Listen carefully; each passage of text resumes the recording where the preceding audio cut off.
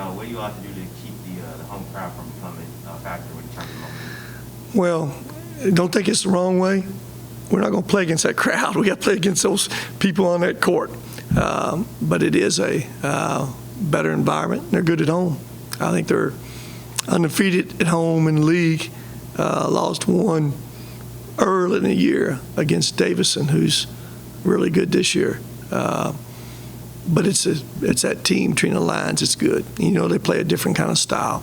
Their style is control it in the half-court offense, 5 out. That 5-out offense, and they're going to grind. They're going to grind it, and they like to keep it in the low 60s if they can. But they're a really good team. Coach, just looking at the fact that you're on five-game losing streak, are there any changes you want to make as a coach? Maybe some guys off the bench, coming off the bench to play some more minutes. Yes. I mean, sometimes you just got to find something to shake up something just a little bit.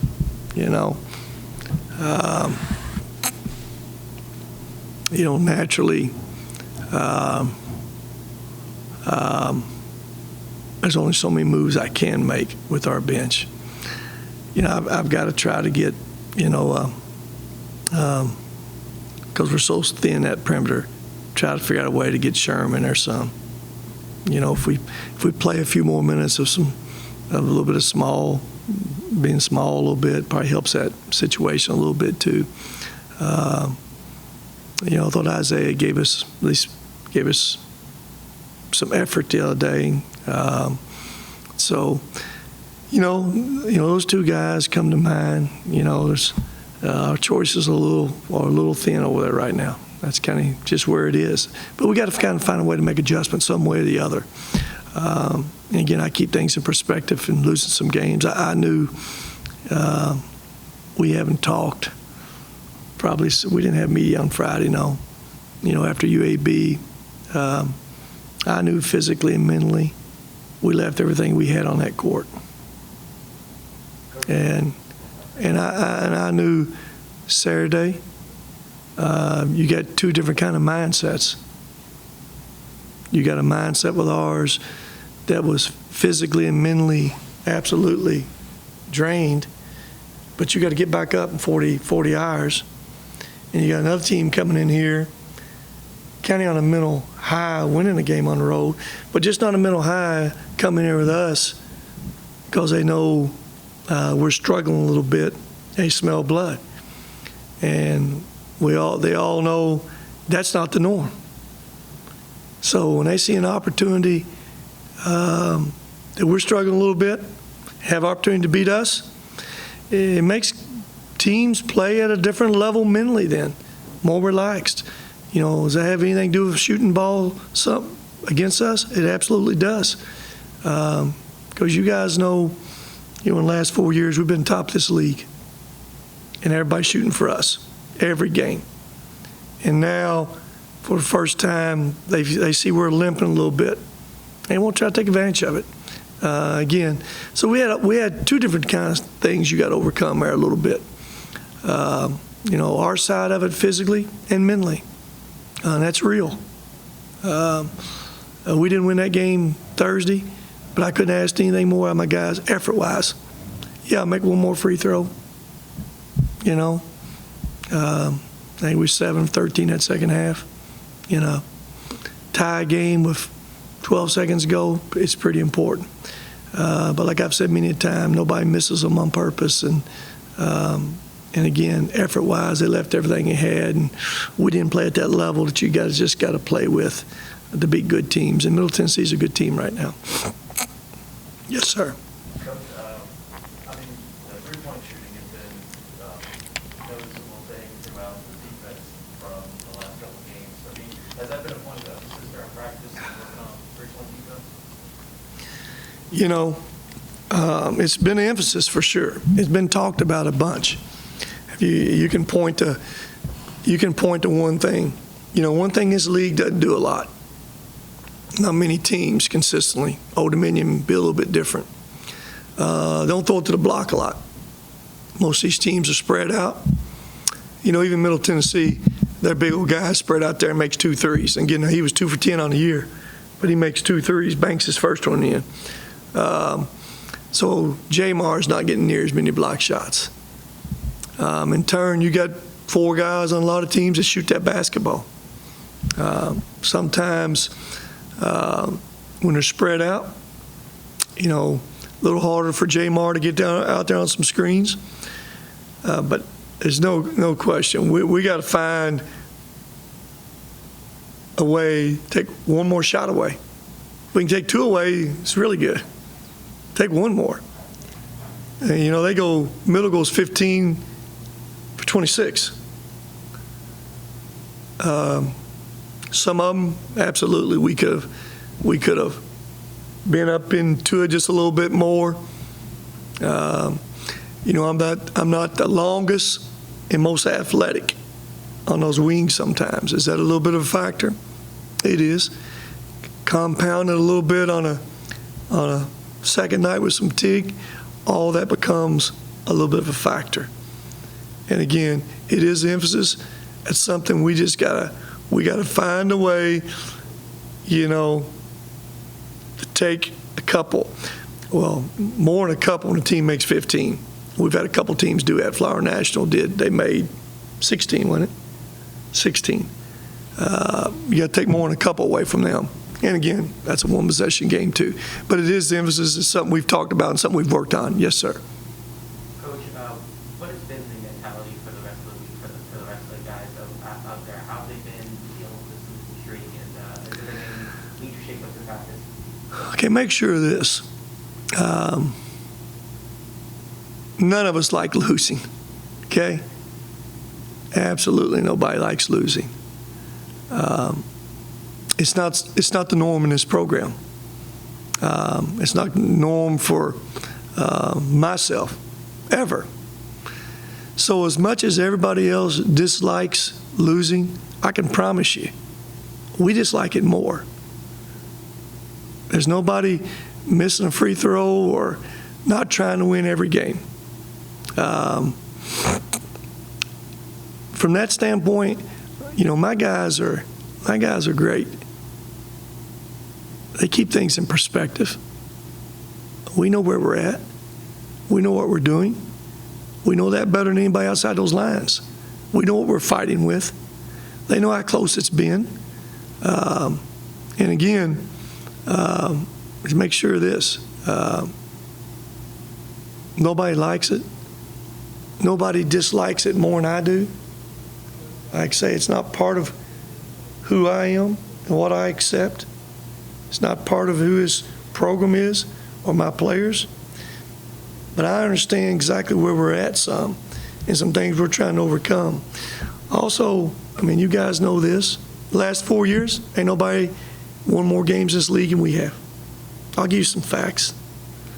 Overall, or in the conference, nobody. Just won a championship last year. Of the 3 conference tournament championships that been available for us, we've been in a championship game. First year don't count here. I'm lucky to get a team on the court that could go, somehow we found a way to just get to 500. Again, I told you when we inherited this program, we all know what it was player-wise. That year don't even count. So the 3 years we've had opportunities to play in a tournament, we've been to the championship game every year. The 1 year we didn't have an opportunity to play in a tournament, remember this. All we got to do is make a free throw with 5 seconds to go. We're going to win that championship. Missed 2 of them. So we've competed for championships every year. Appreciate what Todd said. Todd understands. Todd knows what we've done. And I appreciate him coming out and supporting what this program's been about. Here's the thing people may not know. Think about this some. And again, if you know who I am, some of you do, some of you don't, but most people do in this profession. I don't blink during tough times. And this is not a norm for us. Things go bad, you dig that much deeper. You dig what you got. And one thing you'll never hear me do, ever make excuses. And make sure you tape this real good right here. don't ever blame the players for anything. If they miss a free throw, if they throw it away, if they do something they don't supposed to do, always blame the coach. That buck stops right here. Always. Don't say bad things about them. You can. That's you're right. You have the right to do what you want. Say them about the coach. Say them about the coach. You know, nobody likes it. But hey, I understand where we're at. And when you base some things, here's some stats that you may not be aware of. You know, I don't let, you know, we've been to 3 straight conference, after winning championship last year, 3 straight conference tournament championships. It ain't about winning 1 game. It's about winning 3 games. I don't let not winning that championship game determine how good a team or success we had in this program. We all disappointed when we don't win it. We all want to win it. That's our goals. But does that mean we didn't have a great year? Are you kidding me? I'll never apologize for team success, what they've done, how they've done it, success they've had doing it. You know, going to the Final Four of that NIT, people we had to beat to do that, the people we've had to beat throughout the season. And the truth's known, there's been a couple seasons that we feel like that we're at large team. But when you lose 1 game in this league, you don't supposed to lose, you get killed. For instance, in a Power 5, if every team was judged based on winning their conference tournament championship, if it meant getting the NCAA tournament or having a bad year because they don't win the last conference game, let me give you a few stats. And this is no indictment on anybody's program or any coaches or anything like that. It's just some facts, how difficult it is. That means Vanderbilt would have been to 1 NCAA tournament in the last 68 years. That means Tennessee would have been to 1 NCAA tournament in the last 42 years. That means LSU having won a conference tournament championship 41 years. Alabama, 1 time in 30 years. Auburn's won in history of the school. Ole Miss once in 26 years. I can keep going on and on. Even some other blue bloods, programs you know. We all know North Carolina's a really good program. They haven't won 1 in 13 years. 1 in 13 years, I should say. Does that mean those other 12 years they had bad programs and bad teams? Absolutely not. You know, Purdue's a really good program in the Big Ten. They've won 1 in 22 years. UCLA is one of the best programs in the country. Won 1 conference tournament championship in 13 years. Not easy. Unfortunately for a lot of those programs, 1 game during the season doesn't kill them. Our league, which is a really good basketball league, this ain't the OVC, no indictment on the OVC or Sunbelt. This is a really good league. And that's why these teams have won multiple games in the tournament. There's just no easy games, home or away. And when you're in a good league, that's a 1-bid league, that's our challenges. But, you know, that's our goal every year, compete for championships. And basically that's what we've done. Yeah, we got a little bump in the road right now. There's a little pothole. Does anybody think that bump in the road pothole is going to stay? Check the history. You know it ain't going to stay. We're going to keep fighting what we got right now. And make sure everybody understands this. I don't blink. I don't blink. Things get tough. That's when I will be at our best with staying positive and keep working and keep grinding. That's the only way I know to do it. Next question. I don't know if that was a question. That was a statement. Anybody else got a question now with that statement? Last year, if I'm not mistaken, last year. Don't be mistaken now. If you ask a question, I'm going to call you out on it. It was the first, 2 games. You're right. Conference format, and they were both You're right. close that when it went to overtime. You're right. For the most part, I believe it's the same team coming back. So what did you learn last year from those games that you could take into? Here's what I learned about it. I don't want to play teams, beat them on Friday night, and have to play them on Saturday night. When you can point to one game last year that the experts want to point to, kept us out of at-large bid, it's probably losing to Charlotte on the second night. Remember, we lose 3 games in conference play last year. 2 of them was on that second night. And they want to point to that one game. Still, winning those other games, going on the road, winning at Alabama and all those other games, still not enough to overcome things in this league sometimes. And that's what makes it a challenge. But that's where it is. That's what we have to deal with in this league. And this league figures out how they can market things better, and where everybody can find ways to get their nets up so don't kill some people when you lose a game you don't supposed to. And we say you don't supposed to. There's so much parity in basketball nowadays. It's not like it used to be. When you go on the road in today's environment against anybody, it is not easy. Anywhere. That's any league. Any league. So, to answer your question, they've got a lot of 3 or 4 new portal guys. They've added that team. They got the best player back in Young. But you asked me what I learned from it. I learned I don't want to beat somebody on Friday night and have to play them on Saturday night. Unfortunately, we just had to play them one night. That's Thursday night. Any other questions for them? Give me a question. You ain't asked but one. You got to make up for just as y'all's time. Jared asks them all the time, so y'all get a chance. You got to think about it now. There ain't no question. Give me a statement then. All right.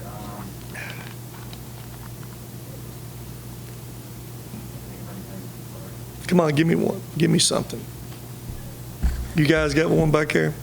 WKU, Charlotte just playing back-to-back games against WKU, talked about that. What was it like, seeing them face play each other within those last couple of games, and now you're playing against both of them? Well, it's a challenge no matter who we play.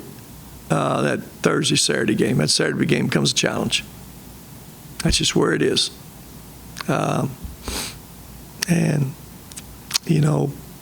it's where it is because of lack of depth. It wasn't anything we all planned on and signed up for. And I think we all know if none of us, you guys who follow high school basketball, it's a 5-year recruiting process. None of us planned on Zion's personal issues. None of us planned on, Keith's issues. And because of that, it makes that second game on that second night even more of a challenge now of lack of depth. That we have to try to do something, play a few more minutes out of somebody on that Thursday night. We've got to try. We've got to try to shake up some things with what we got. And, it's never easy going on the road. And those are good 2 teams. Charlotte's a really good team and Old Dominion's a really good team. So, but it is a challenge for us, yes. You're playing Jameer Young this week, who started in the conference scoring after playing Jordan Walker last week, who's 4th in the conference in scoring. So, when you're playing against somebody who can, score that well, if it comes down to a close game, what do you have to do to keep them from becoming a very big impact?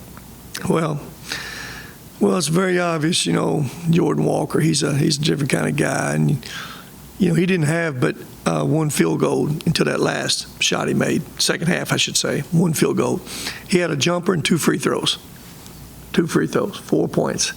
But we all knew where the ball was going. It wasn't no secret. That's where it's gone last 3 or 4 games. That's how he beat, North Texas, and how he beat La Tech, Walker. Naturally with that, hopefully we can learn. We didn't probably get up on the ball screen high enough and long enough, and just make sure anybody takes it but him. And give him credit. He jumped up and made a big shot, deep shot. So Young's a little different kind of guy. Still can score and still can shoot it. And, they just play in a system more with Young. Walker's one of those guys. Man, he can explode up off that bounce. So quick off that bounce. He's a different kind of guy to guard now. He really is.